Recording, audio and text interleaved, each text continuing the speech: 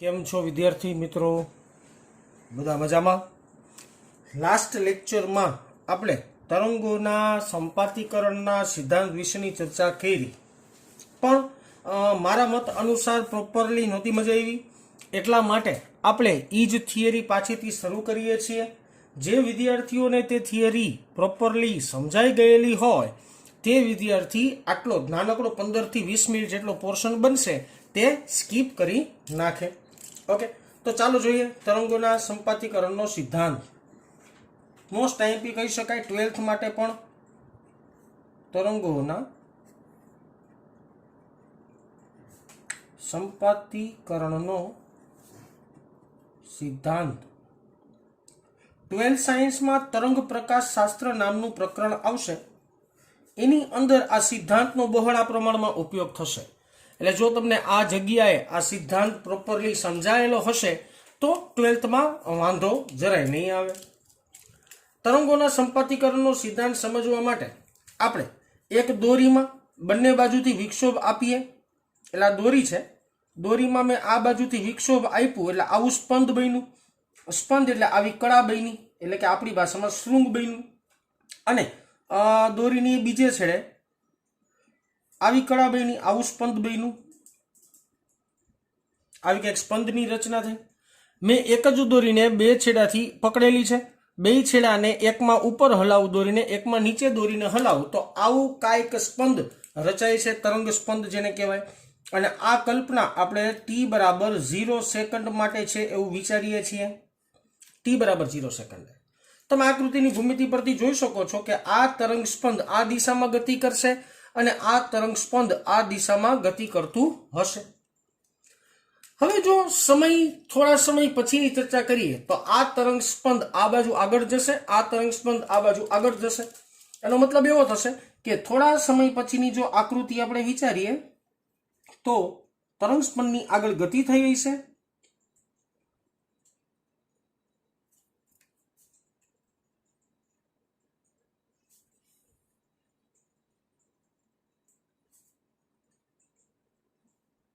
આવી રીતના તરંગ સ્પંદ આવી ગયા છે. બે એકબીજા પર સંપાત થવાની તૈયારી ઉપર જ હશે, પણ એકબીજા ઉપર બંને સંપાત હજી થયા નથી. આ સમય માત્ર જાણકારી માટે હું સ્વીકારું છું. આ તરંગ સ્પંદ આગળ વધીને થોડા સમય પછી અહીંયા આવ્યું. આ તરંગ સ્પંદ આગળ વધીને થોડા સમય પછી અહીંયા આવ્યું. હજી આ બે એકબીજા પર સંપાત થવાની પરિસ્થિતિમાં છે, પણ હજી સંપાત થયા નથી. બીજી એક વાત વિચારીએ કે આ જે તરંગ સ્પંદ બન્યું છે એનો કંપ વિસ્તાર આપણે લઈએ છીએ a. આ જે તરંગ સ્પંદ બન્યું છે તે તરંગનો કંપ વિસ્તાર પણ આપણે વિચારીએ છીએ a. તો બંને તરંગ સ્પંદના કંપ વિસ્તાર સમાન મૂલ્યના જ છે. હવે જ્યારે આ બંને તરંગ સ્પંદ એકબીજા પર સંપાત થાય ત્યારે શું બનશે? તો કે બંને તરંગ સ્પંદ એકબીજા પર સંપાત થાય તો એકનો કંપ વિસ્તાર પ્લસ a, બીજાનો કંપ વિસ્તાર માઇનસ a. તો સંપાતીકરણના બિંદુ આગળ પોતાની અસર નાબૂદ કરી નાખશે. એટલે અમુક સમય બાદ જો આ દોરી વિચારવામાં આવે તો દોરી તમને એક્ઝેક્ટલી આવી સ્ટ્રેટ લાગશે, કારણ કે આ બિંદુએ જ્યારે સંપાતીકરણ થયું છે ત્યારે બંને તરંગ સ્પંદને કારણે એકબીજાની અસર નાબૂદ થઈ ગઈ છે. એકબીજાની અસર નાબૂદ થવાને કારણે પરિણામી સ્થાનાંતર શૂન્ય મળ્યું છે. આ પરિકલ્પના આપણે કરેલી છે વિદ્યાર્થી મિત્રો. t બરાબર 2 સેકન્ડના સમય ખોટો લઉં છું, પણ માત્ર જાણકારી માટે કે સમય પસાર થયા પછી આવી રચના મળશે. હવે t બરાબર 3 સેકન્ડની પરિકલ્પના આપણે જો વિચારવામાં આવે તો t બરાબર 3 સેકન્ડમાં આવું કંઈક બન્યું હોય છે વિદ્યાર્થી મિત્રો.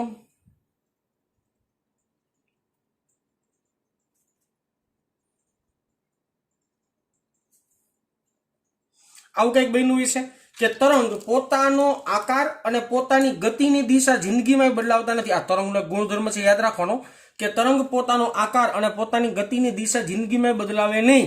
એટલે તરંગ અહીંયા જે હતું એ આગળ વધશે આવી રીતના, અને આ તરંગ અહીંયા જે હતું એ આગળ વધશે આવી રીતના. તો t બરાબર 3 સેકન્ડે પોતાના ગતિ માર્ગ ઉપર તરંગ આગળ વધશે. પછી આગળ હજી ચર્ચા કરીએ તો t બરાબર 4 સેકન્ડના અંતે, જો t બરાબર 4 સેકન્ડના અંતે પરિકલ્પના કરો આકૃતિની, તો તરંગ ખૂબ જ આગળ દોરીમાં પ્રસરણ પામી ગયું હશે. દોરીમાં આગળ પ્રસરણ પામીને તરંગ ધારો કે અહીંયા ક્યાંક આવી ગયું હશે, પણ પોતાનો આકાર અને પોતાનો ગતિ માર્ગ બદલાવશે નહીં. તો આ ટી બરાબર 4 સેકન્ડની રચના થઈ, એની ચર્ચા થઈ. તો તમે આવી રીતના 4-5 કેસ ઉપરથી વિચારી શકો છો કે તરંગ જ્યારે એકબીજા પર સંપાત થાય ત્યારે કેવી અસર જોવા અને જાણવા મળે છે.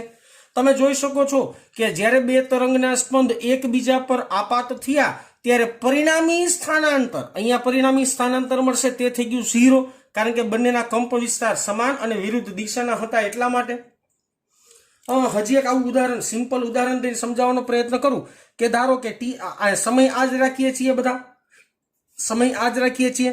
ટી બરાબર 0 સેકન્ડે ધારો કે કોઈ એક દોરીમાં વિક્ષોભ આપવામાં આવે છે અને તે દોરીમાં વિક્ષોભને કારણે આવી રીતના બે શૃંગની રચના થાય છે. બે શૃંગની રચના મીન્સ કે તરંગના સ્પંદ બે સમાન કળામાં છે, અલગ અલગ કળા નથી. જો સમય પસાર થાય એટલે આ બે તરંગ સ્પંદ એકબીજાની ખૂબ જ નજીક આવી જશે. એટલે આવી રીતના કંઈક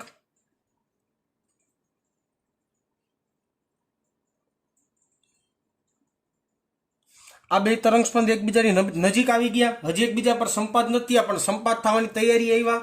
તમે બીજી એક વાત પણ અહીંયા ચોખવટ કરી લ્યો કે આ જે તરંગ સ્પંદ હતું તે તરંગ સ્પંદનો કંપ વિસ્તાર એ, આ જે તરંગ સ્પંદ છે એનો કંપ વિસ્તાર પણ એ જ છે, બેના કંપ વિસ્તાર સમાન છે. તો હવે આ બિંદુએ બે તરંગ સ્પંદ એકબીજા પર સંપાત થાય ત્યારે પરિણામી કંપ વિસ્તાર બે તરંગના પ્રત્યેક કંપ વિસ્તારના સદિશ સરવાળા જેટલું મળશે. એટલે પરિણામી કંપ વિસ્તાર જો તમે જોવામાં આવે તો પરિણામી કંપ વિસ્તારનું મૂલ્ય વિદ્યાર્થી મિત્રો થઈ ગયું છે હવે 2a જેટલું, 2a જેટલું, કારણ કે સદિશ સરવાળો કરવાનો તો આનો પ્લસ એ તો પ્લસ 2a જવાબ આવશે. પછી જો થોડા સમય પછીની પરિકલ્પના કરો તો મેં તમને કીધું એમ તરંગ પોતાનો ગુણધર્મ બદલાવે નહીં. પોતાનો ગુણધર્મ બદલાવે નહીં મીન્સ કે શું થશે તો કે સાહેબ પોતાનો આકાર અને પોતાની ગતિની દિશા બદલાવશે નહીં.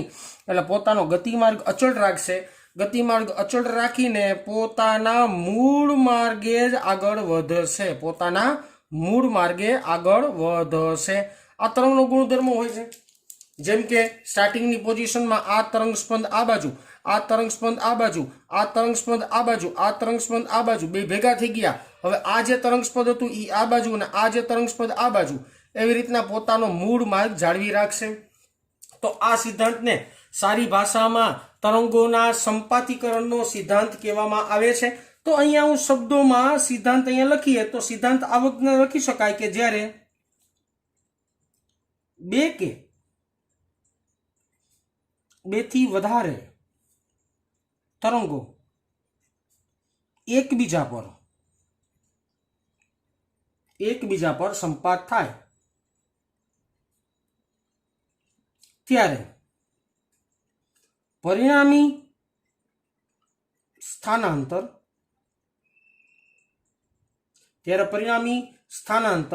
તે દરેક તરંગના અથવા તરંગોના સ્થાનાંતરના સદિશ સરવાળા જેટલું હોય છે, સરવાળા જેટલું હોય છે. વિદ્યાર્થી મિત્રો યાદ રાખજો, સદિશ સરવાળા જેટલું હોય છે. એટલે જો ઉપર હોય તો પ્લસ, નીચે હોય તો એને કેવું કન્સિડર કરવું પડે? માઇનસ. આ વિધાનને કહેવામાં આવે છે સંપાતીકરણનો સિદ્ધાંત. આ ખાસ ધ્યાનમાં રાખવાનો છે. સિદ્ધાંત મોસ્ટ IMP છે. આ સિદ્ધાંત ઉપરથી આના પછીની થિયરી જે છે સ્થિત તરંગો એના વિશેની પણ ચર્ચા આપણે આ સિદ્ધાંત ઉપરથી પ્રોપરલી સમજવાનો પ્રયત્ન કરીશું. એટલે આ વસ્તુ ખાસ ધ્યાનમાં લેવી. આ છે સિદ્ધાંત. બીજી એક વાત કરીએ, થોડીક ગાણિતીય ચર્ચા કરીએ. ગાણિતીય ચર્ચા ઉપરથી પણ આ જ વસ્તુ જે આકૃતિ છે એ આપણે સાબિત કરવાનો પ્રયત્ન કરીએ મેથેમેટિકલ સૂત્ર પરથી પણ.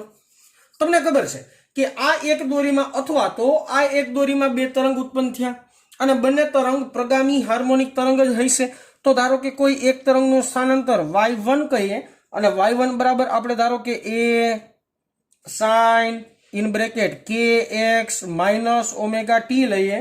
તમે આગળ પાછળ લખી શકો છો, કાંઈ ફેર નથી પડતો અત્યારે, ખાલી વાત સમજાવવાની છે એટલા માટે, બરાબર ને? એટલે એવું ન કહેતા કે સાહેબ આ તો આગળ લખ્યું ને આ તો પાછળ લખ્યું ને, એ કંઈ બહુ મતલબ નથી રાખતો અત્યારે.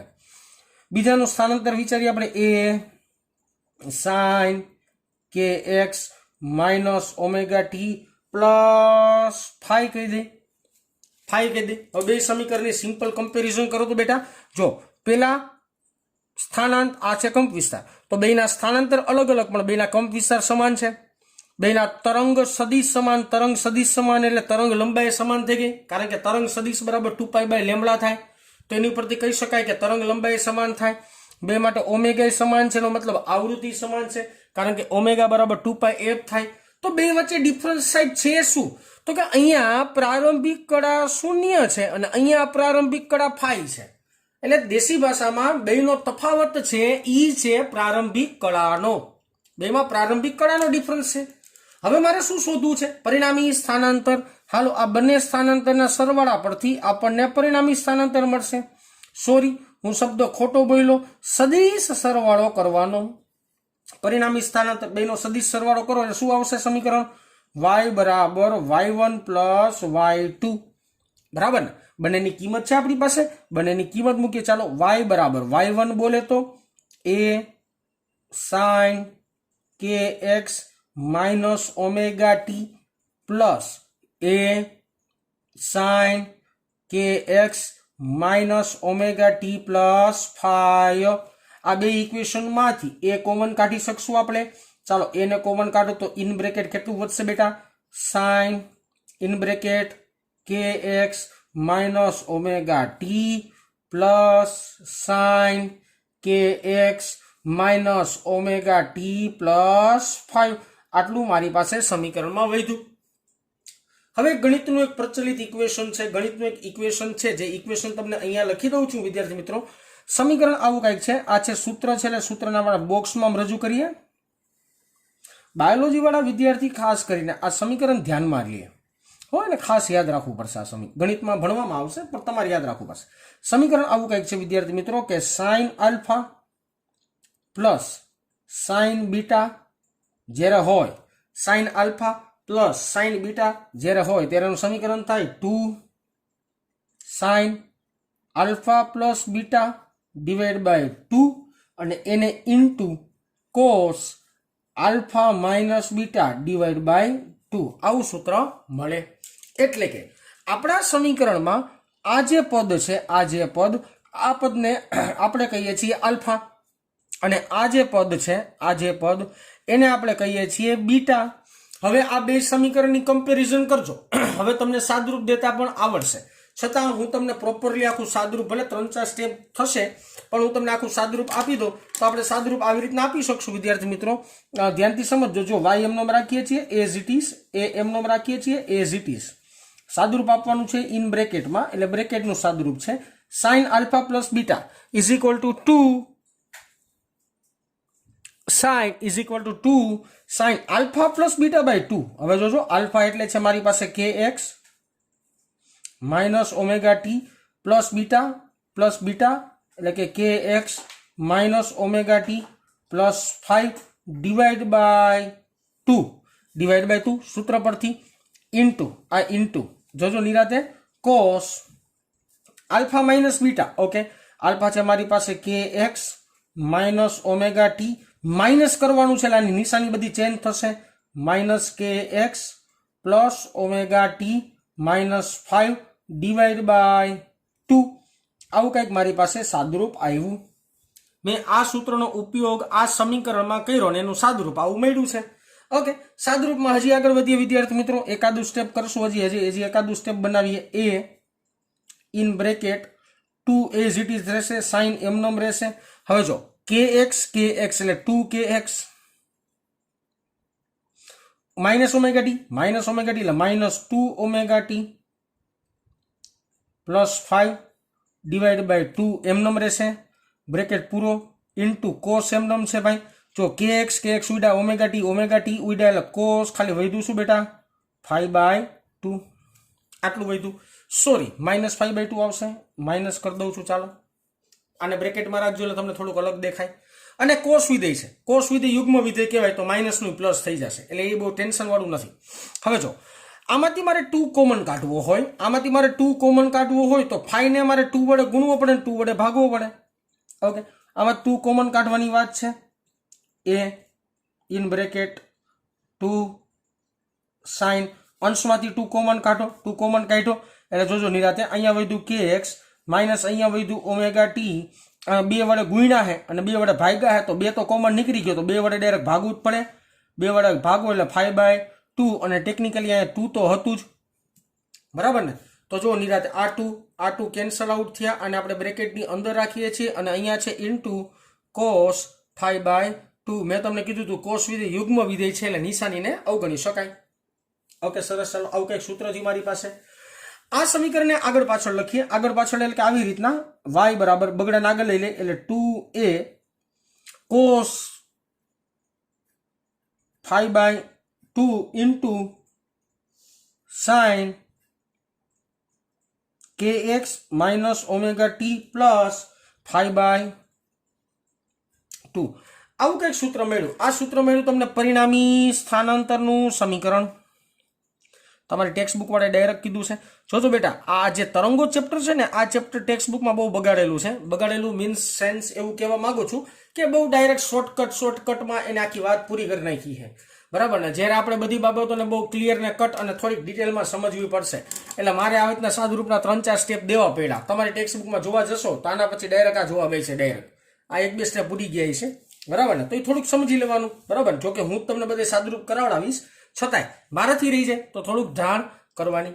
ઓકે, હવે આ જે સમીકરણ મળ્યું, આ સમીકરણમાં આવતું પ્રથમ પદ એટલે આટલું પદ કહેવાય બેટા, આ પદ જેનું થોડુંક હાઇલાઇટ કરું રાઉન્ડ દ્વારા. આ પદને કહેવામાં આવે છે કંપ વિસ્તાર. અને શું કહેશું વિદ્યાર્થી મિત્રો? કંપ વિસ્તાર. ખાસ ધ્યાનમાં લેજો, આને આપણે કહેશું કંપ વિસ્તાર, ઇંગ્લિશમાં કહેશું એમ્પ્લિટ્યુડ.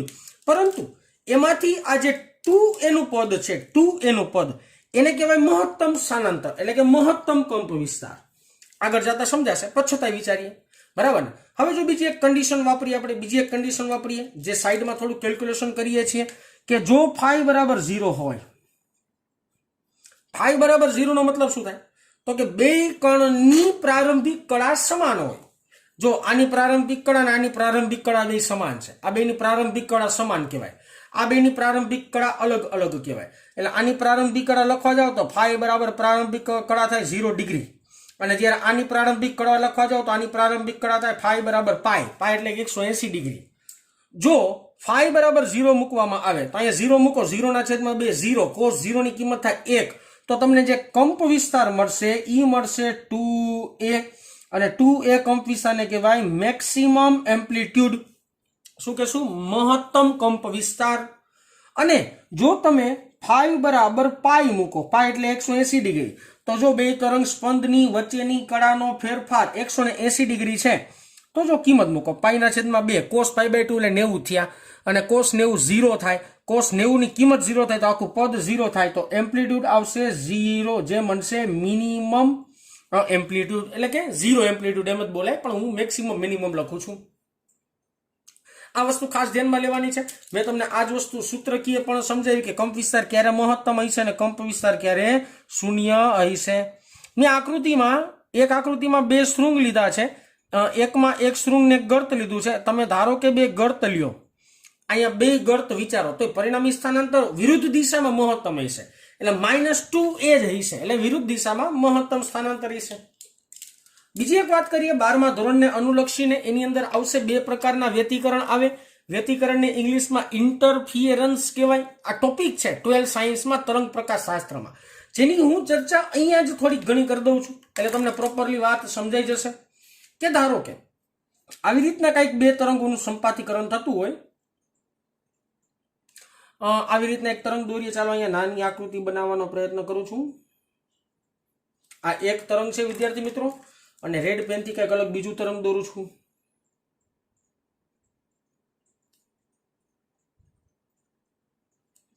આ બે તરંગ છે. બે તરંગનો કંપ વિસ્તાર અલગ અલગ છે, પણ બેની કળા સમાન છે. બેનો કંપ વિસ્તાર અલગ અલગ છે, પરંતુ બેની કળા સમાન છે. તો જે પરિણામી તરંગ મળે એ પરિણામી તરંગ આવું મળશે.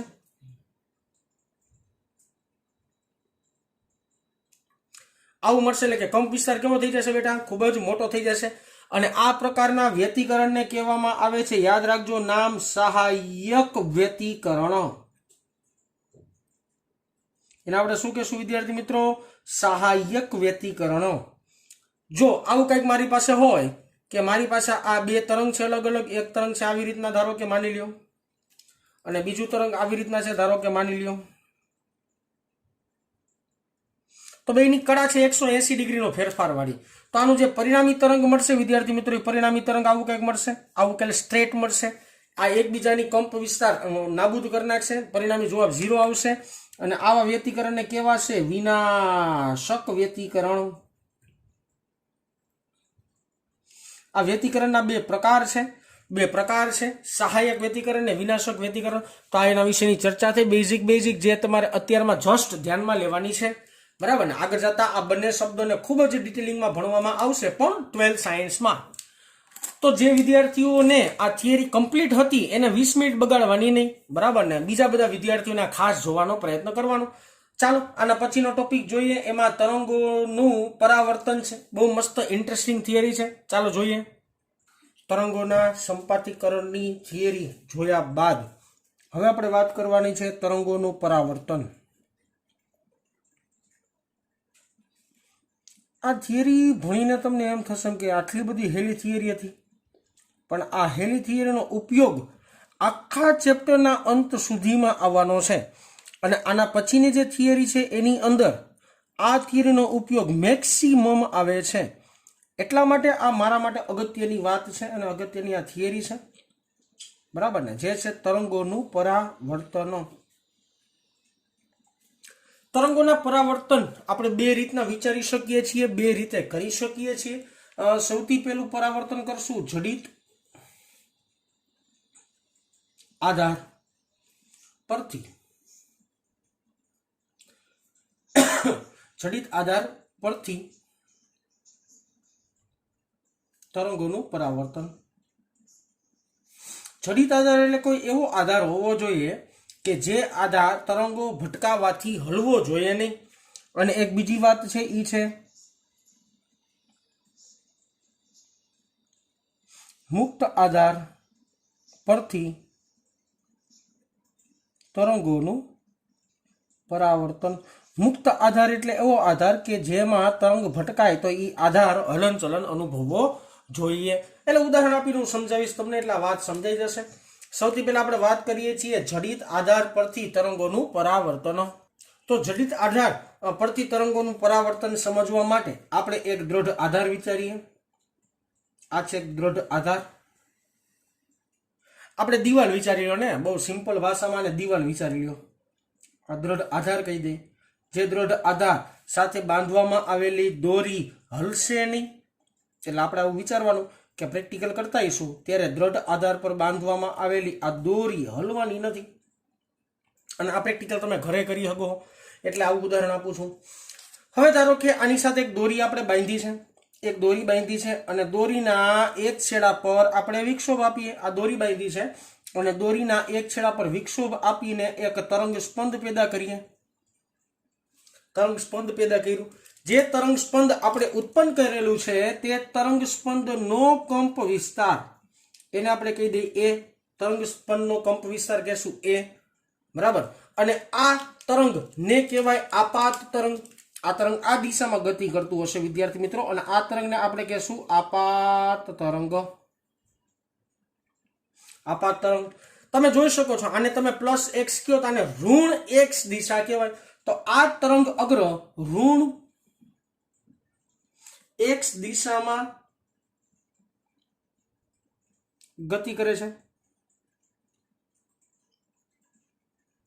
આ તરંગ ઋણ x દિશામાં ગતિ કરે છે।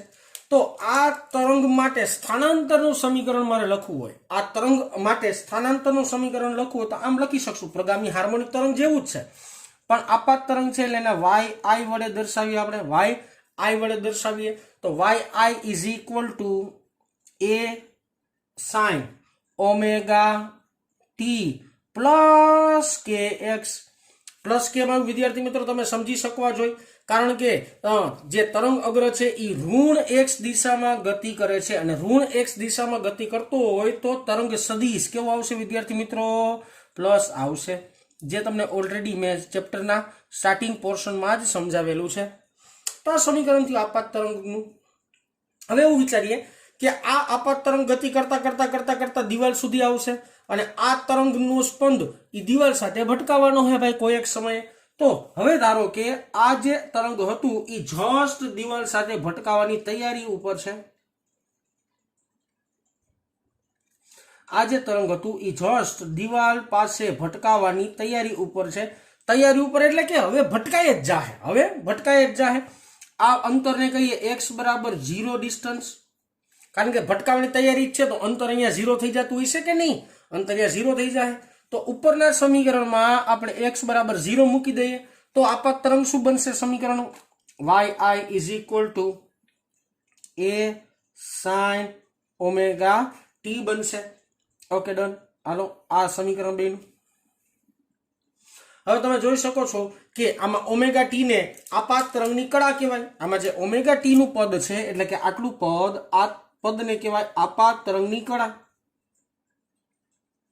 આપાત તરંગની કળા જસ્ટ ભટકાવા ઉપર જ છે. હવે ધારો કે થોડોક સમય પસાર થયો. જોજો વિદ્યાર્થી મિત્રો, સમજી શકો તમે. આ જે આપાત થયું ને, આ જે આપાત આ દિશામાં થયું ને, તો ઈ શૃંગ આપાત થયું છે. આને કહેવાય શૃંગ, જે તમને ખબર જ છે. આને કહેવાય શૃંગ. જ્યારે ભટકાય છે ત્યારે શૃંગ છે, પણ ભટકાઈને પાછું રિબાઉન્સ આવે. ભટકાઈને જ્યારે રિબાઉન્સ આવે ત્યારે શૃંગનું શું બની જાય બેટા? ગર્ત બની જાય.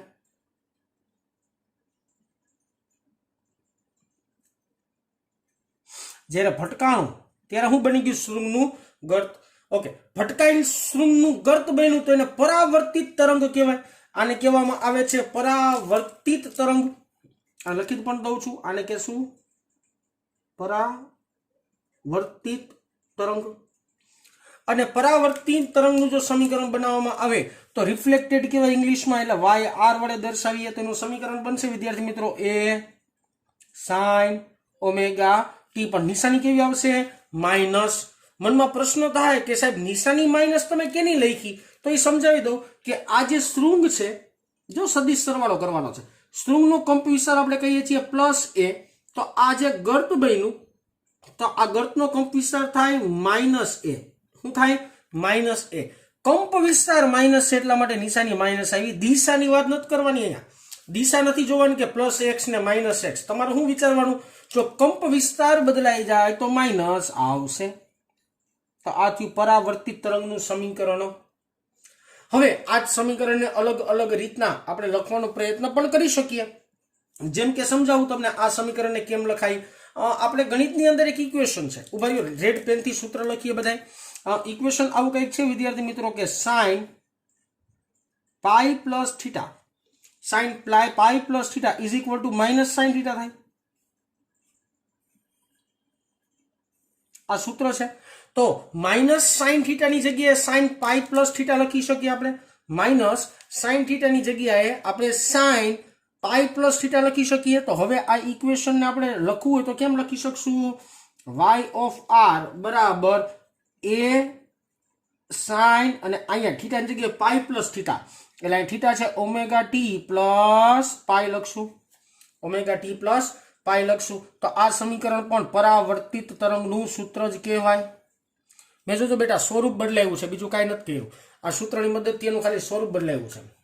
ઓકે, એમાં આ જે કાઉન્સનું પદ છે આખે આખું, આ જે ગ્રીન પેનથી આપણે થોડીક હાઇલાઇટ કરીએ છીએ, આ કાઉન્સનું પદ, આ કાઉન્સના પદને કહેવાય છે પરાવર્તિત તરંગની કળા. પરાવર્તિત તરંગની કળા કહેવામાં આવે છે. પછી તમે એવું પણ કહી શકો વિદ્યાર્થી મિત્રો કે આ તરંગ અમુક સમય પછી તો સાહેબ આમ દોરીમાં આગળ વધશે ને? તો કે હા ભાઈ વધશે. જેમ કે એક આકૃતિ ઉપરથી દોરીને સમજાવવાનો પ્રયત્ન કરીએ કે આ તરંગ થોડા સમય બાદ દોરીમાં પાછું આવી રીતના આગળ વધ્યું, બરાબર ને? તો એનું સમીકરણ બનાવવું કેમ બને? તો કે y ઓફ r બરાબર માઇનસ a, કંપ વિસ્તાર માઇનસ એટલે માઇનસ આવશે, a ઓમેગા ટી. દિશા કઈ? આ ઋણ x હતી, તો આ કઈ દિશા છે? Plus x. તો આને કહેશું માઇનસ કે x. તો આ પરાવર્તિત તરંગનું સમીકરણ જ થયું. અહીંયા બધી બાબત લખી પણ દઉં છું કે આને કહેશું આપણે પરાવર્તિત તરંગ.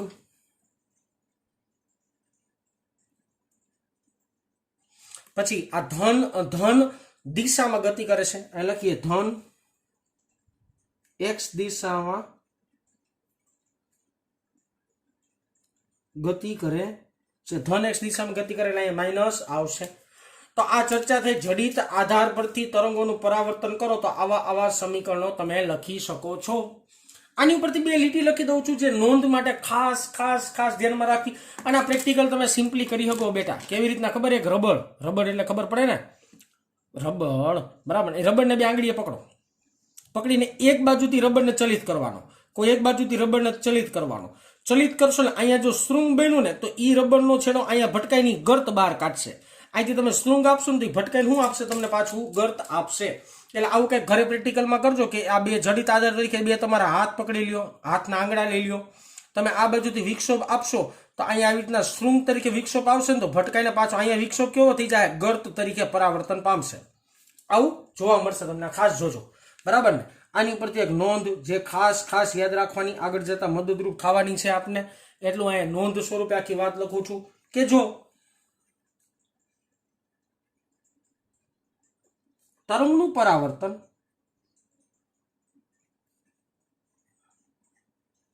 જડિત આધાર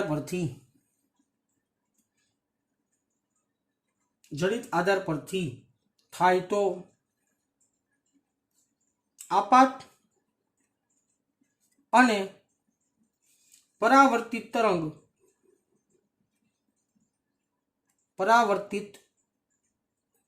તરંગ વચ્ચેનો કડા તફાવત પાઈનો થશે. આ ખાસ ધ્યાન રાખવાની, યાદ રાખજો. જડિત આધાર પરથી જો પરાવર્તન કરવામાં આવે, ખાસ શબ્દ જડિત આધાર પરથી જો પરાવર્તન કરવામાં આવે તો પરાવર્તિત તરંગનો કડા તફાવત પાઈ જેટલો થશે. પાઈ એટલે 180 ડિગ્રી થાય.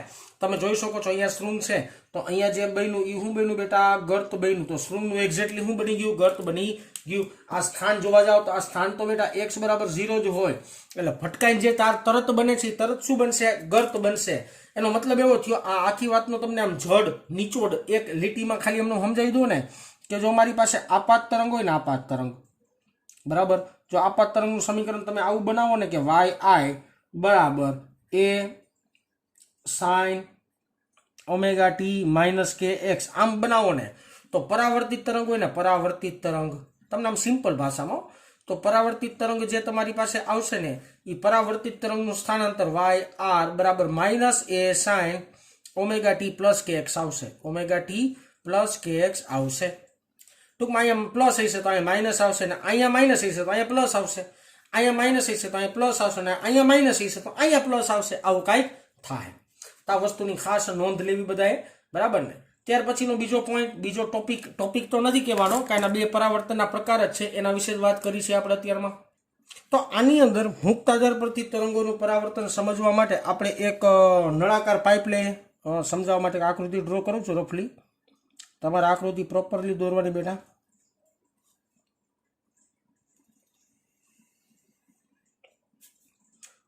આ એક નળાકાર પાઇપ છે. આ જમીનની સપાટી છે. આ જમીનની સપાટી આરે પાઇપ બાંધેલો છે એવું માની લો થોડીક વાર. ટૂંકમાં જમીન આરે પાઇપ ખોડેલો છે એમ આપણે એમ બોલીએ ને. આવું કંઈક પરિકલ્પનામાં લઈએ આપણે. નળાકાર પાઇપ એવો. હવે જો નિરાતે મારી વાત સાંભળજો. અહીંયા એક ખીલી બાંધી છે.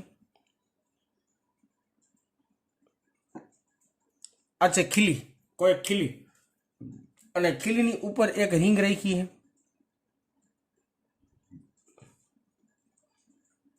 આ છે રિંગ. તમે સમજી શકો આ રિંગ આની નીચે નહીં આવી શકે કારણ કે વચ્ચે ખીલી છે. આ રિંગ આની ખીલીની નીચે નહીં આવી શકે કારણ કે તમને ખીલી નીચે આવવા નહીં દે. પણ તમે દોરી, જો આ રિંગ સાથે એક દોરી બાંધી ઉભા રહ્યો એવું વિચારીએ. આ રિંગ સાથે એક દોરી બાંધી છે અને એ દોરીમાં આપણે વિક્ષોભ આપીએ છીએ. આ રિંગ સાથે એક દોરી બાંધી છે, દોરીમાં વિક્ષોભ આપ્યો છે બરાબર ને. તો આ તરંગને આપણે સારી ભાષામાં કહી શકીએ બેટા આપાત તરંગ. આપાત તરંગ છે. આપાત તરંગનું જો મારે સમીકરણ બનાવવું તો આપાત તરંગનું સમીકરણ કેમ બનશે? yi બરાબર a sin omega T plus કે એક્સ. કારણ કે ઋણ એક્સ દિશા આપણે વિચારેલી છે, ઋણ એક્સ દિશામાં ગતિ કરે છે. બાજુની આકૃતિની પરિકલ્પના જેવી જ પરિકલ્પના છે આવું કંઈક સમીકરણ બનશે. હવે જ્યારે આના પછીની પરિસ્થિતિ, આ તરંગ આગળ આગળ વધતા વધતા વધતા અહીંયા સુધી આવે, બરાબર ને? તો આ ખીલી છે માનો, પાછી આ રિંગ છે, આ રિંગ છે. હવે આ રિંગ પાસે આપણું તરંગ પહોંચ્યું, આ રિંગ પાસે તરંગ પહોંચ્યું, બરાબર ને? આ સ્થાન તો 0 કેવા હે ને, x બરાબર 0 સ્થાન કેવા હે ને? તમે નિરાતે વિચારો, આ ખીલી સાથે રિંગ ઉપર બાંધી છે અને એની અરે દોરી બાંધી છે. તમે દોરીને આમ હલાવશો એટલે સ્વાભાવિક રીતના રિંગમાં ઝટકો આવશે ને, રિંગ આમ ઉપર જાહે ને. જો દોરીનો શૃંગ આમ ભટકે એટલે રિંગ આમ ઉપર જાહે, રિંગ આ બાજુ ઉપર જાહે. તો આ જે બન્યું ને એ દિશા આ છે, આ જે બન્યું ને એનો કંપ વિસ્તાર આપણે એ કહી દઈએ, અને આ જે બન્યું એ કે બન્યું શૃંગ. આ તમે સિમ્પલ પ્રેક્ટિકલ ઉપરથી સમજી શકો. હાવ સિમ્પલ લોજિકલી પ્રેક્ટિકલ ઉપરથી સમજી શકશો કે જો તમે દોરીને આમ ઉપર સ્થાનાંતરિત કરો, આ દોરીને તમે આમ ઉપર સ્થાનાંતરિત કરો, દોરીમાં શૃંગ પેદા થાય. દોરીને ઉપર સ્થાનાંતરિત કરો એટલે શૃંગ પેદા થાય. એ શૃંગ ગતિ કરતા કરતા કરતા દોરીના બીજા છેડે જે રિંગ છે એની સાથે જ્યારે શૃંગ ભટકાય ને ત્યારે એમાં પણ તરંગની અસર જ આવશે, અને એમાં તરંગની અસરને કારણે રિંગ ક્યાં જાય? ઉપર જાય, રિંગ ઉપર ગતિ કરશે. હવે જો શું બનશે ખબર છે? જ્યારે તમે પાછો આને પછીની પરિસ્થિતિ વિચારો, આનું સમીકરણ લખવું હોય તો અહીં લખી શકશો yi બરાબર a sin omega T. kx નીકળી જાય, kx શું કરવા નીકળશે? તો x બરાબર 0 લઈ લેવાનું, એટલે અહીંયા છેલ્લાના બિંદુ આવી જાય. હવે જો જ્યારે આ ખીલી સાથે આ જે રિંગ બાંધી છે અને આ તરંગ જ્યારે રિંગ સાથે ભટકાય ત્યારે ઈ તરંગનું પરાવર્તન પાછું બેટા શૃંગમાં જ થાય. ઈ તરંગનું પરાવર્તન પાછું કેમાં બનશે? શૃંગમાં જ બનશે 100%. અને આ છે પરાવર્તિત તરંગ, કારણ કે મુક્ત આધાર છે. તમે જો આ બાજુથી ઉપર દોરી હલાવશો ને તો આ ભાગે ઉપર જ જશે, તો એ પાછું જે પરાવર્તન આપે ને એ પાછું કોનું આપે? શૃંગનું હોય તો શૃંગનું જ આપે, એમાં કાંઈ ફેરબદલ થાય નહીં. આ પ્રેક્ટિકલી વસ્તુઓ વિચારી શકાય એવી છે. ઓકે, આના માટેનું સમીકરણ લખો તો આના માટેનું સમીકરણ બને yr is equal to a sin omega T. જોજો એ માઇનસ નથી આવતું.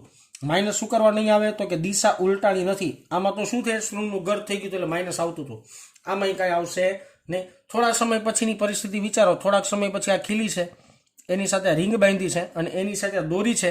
તો દોરીમાં જે તરંગ ઉત્પન્ન થયું હોય છે એ તરંગ આગળ વધતા વધતા વધતા વધતા કોઈ એક સમય વચ્ચે પોગી ગયું છે.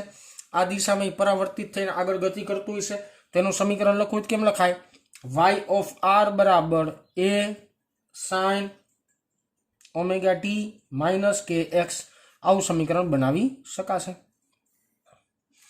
તો બેનો એક ડિફરન્સ મનમાં ખાસ ધ્યાનમાં લેવાનો છે તમારે. બહુ સિલી સિમ્પલ ડિફરન્સ છે કે આમાં જ્યારે તરંગનું પરાવર્તન થાય જ્યારે જડિત આધાર હોય, અને જ્યારે પરાવર્તન થશે ત્યારે શૃંગ હોય તેનું ગર્ત બની જાય. જ્યારે આની અંદર કોઈ એક તરંગનું આપાત થાય અને એ પરાવર્તિત થાય, જો મુક્ત આધાર હોવો જોઈએ, એ ફરજિયાત મુક્ત આધાર હોય તો શૃંગનું પરાવર્તન શું બને? શૃંગ જ બને 100%. એમાં પરાવર્તિત તરંગની કળા પાઈ નહીં હોય, એમાં પરાવર્તિત તરંગની કળા શું હોય છે બેટા? શૂન્ય હશે. આ ખાસ વસ્તુ યાદ રાખવાની, અથવા તો સમાન કળામાં હશે. તો આ જ વસ્તુને આપણે નોંધ સ્વરૂપે લખવાનો પ્રયત્ન કરીએ કે જો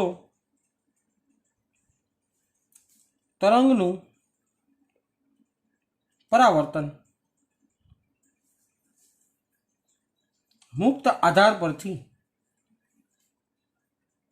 થાય તો આપાત અને પરાવર્તિત તરંગ બંને સમાન કળામાં જ હશે. સમાન કળામાં જ હશે એટલે દેશી ભાષાનો મતલબ એવો થાય, સમાન કળામાં જ હોય, બંને સમાન કળામાં જ હશે. તો એનો મતલબ એવો થાય બેટા કે કળા તફાવત હશે ને, કળા તફાવત કેટલાનો બનશે? શૂન્યનો બનશે. કેવો બનશે? શૂન્યનો. તો અહીંયા લખી પણ દઉં છું વિદ્યાર્થી મિત્રો કે કળા તફાવત શૂન્ય થાય. કળા તફાવત શું બનશે? શૂન્ય બનશે. તો આ આખી ચર્ચા થઈ એ થઈ તરંગોના પરાવર્તન વિશેની. આના પછીનો જે ટોપિક છે, જેનું નામ છે સ્થિત તરંગો. અને સ્થિત તરંગ ભણવાની દ્રષ્ટિએ ખૂબ જ લેન્ધી ટોપિક છે. આ ચેપ્ટરમાં લેન્ધી ટોપિક કહેવાય ને, બહુ લાંબો ટોપિક. તો ઈ છે આપણી પાસે સ્થિત તરંગોનો। અને ઈ ટોપિક ઉપરથી આપણે સિમ્પલ ભાષામાં સમજી શકશું કે જો આ જડિત આધાર વાળી રચના વિચારવામાં આવે તો તરંગોનું પરાવર્તન કેવું થાય। અને સ્થિત તરંગો અને અંગોના સમીકરણો, અહીંયા જે આપણે સમીકરણો વાપરીએ છીએ એ બધા સમીકરણો પ્રગામી હાર્મોનિક તરંગના સમીકરણ છે। જ્યારે નેક્સ્ટ લેક્ચરમાં આપણે સ્થિત તરંગનું પણ સમીકરણ મેળવશું અને જે પ્રગામી હાર્મોનિક તરંગના સમીકરણ કરતા અલગ હશે। તો જો બધા વિદ્યાર્થીઓને આ લેક્ચર યાદ રહેશે, આજે આખી પ્રોસિજર આપણે તરંગોના પરાવર્તન વિશેની કરી, એ તમને જો પ્રોપરલી વ્યવસ્થિત સમજાયેલી હશે તો 100% સ્થિત તરંગો સમજાઈ જશે। તો ચાલો વિદ્યાર્થી મિત્રો આજે અહીંયા સુધી રાખીએ છીએ। નેક્સ્ટ લેક્ચર બહુ લાંબો બનશે અને એ વસ્તુ ખાસ સમજવા જેવી છે। તો ચાલો બેટા અહીંયા સુધી રાખી।